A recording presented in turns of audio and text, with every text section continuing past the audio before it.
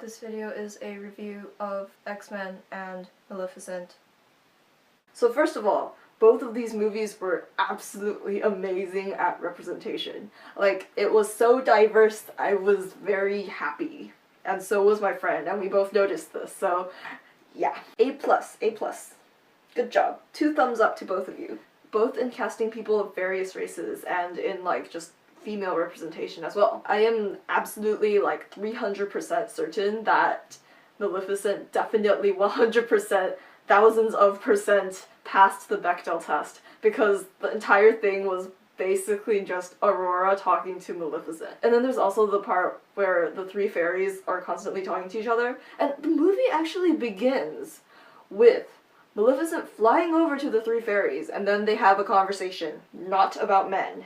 Obviously, because she was a little kid then. And then with X-Men, it felt like it should have passed, even though I can't really pinpoint a moment when there were 2 female characters talking together about something other than men. Because I don't think that in that movie anyone really mentioned love and men at all, except there were exactly 2 moments of either vaguely sexualizing things or talking about love.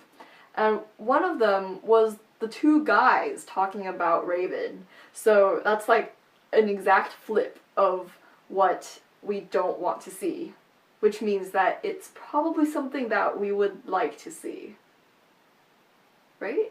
And there's also the scene where Raven goes and seduces the Vietnamese emissary. I think he was an emissary or something. That scene, though, is very empowering as well, because she goes into his room, kicks his ass, and then pretends to be him for the next day, and then tries to, like, kill people as him. So I think in X-Men my favorite character was the girl with the portals, who was played by Fan Bingbing, and like, she's like a really famous Chinese actress, and aside from the whole Asian representation part of that, she just had the best power ever, because her portals followed the same physics as the portals in the game Portal.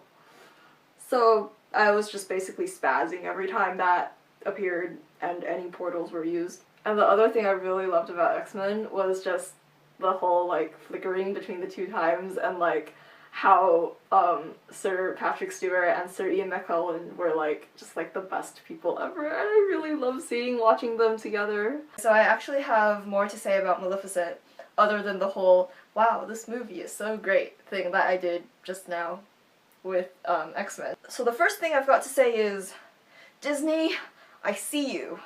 I hear you very loud and very clear, and it is hurting my ears.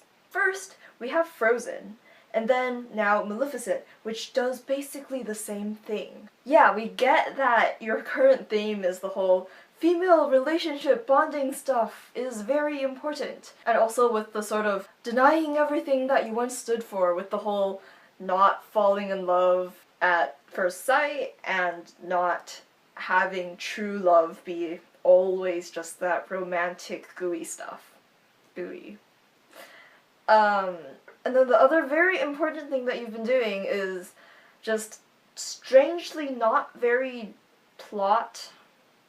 What I just said there was a very great example of what you're doing with your plot, Disney. So yes, this movie did pass the Bechdel test with flying colors, and it was a very touching story about a surrogate mother and her child. But could you make it any more obvious? Like, come on, give us some credit as viewers, please.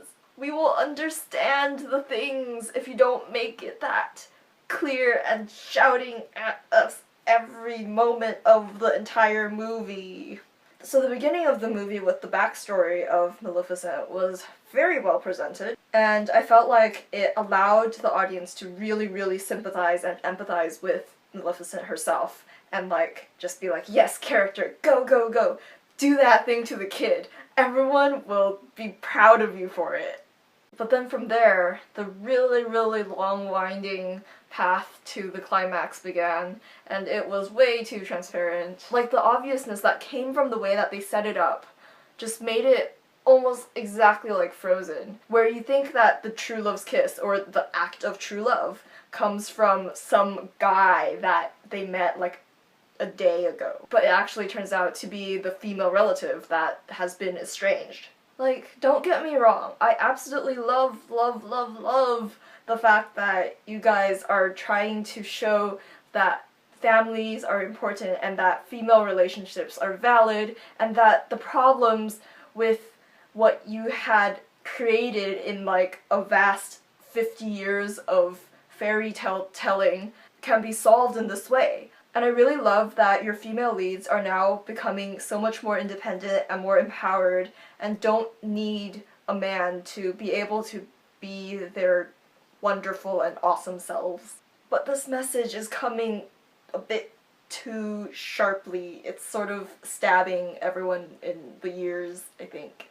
And maybe that's okay for the climate right now where people really apparently need to be smacked in the face multiple times to get it, but it sort of hurts just a little bit. And when you do turn down like that very huge emphasis on the look at this thing, then I think that you should really focus a bit more on the plot development.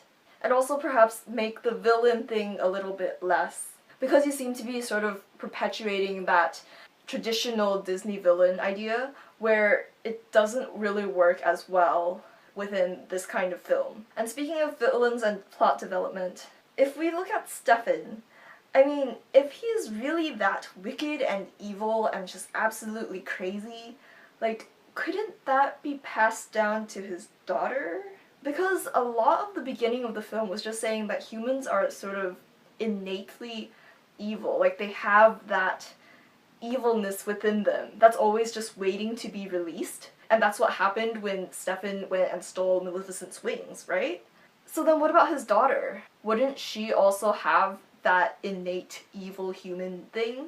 And this is all very Hobbesian too. Like, obviously they're trying to portray Aurora as like this wonderful girl who is very kind and loves animals and gets along with everyone, but you know, the future does seem a bit not so good.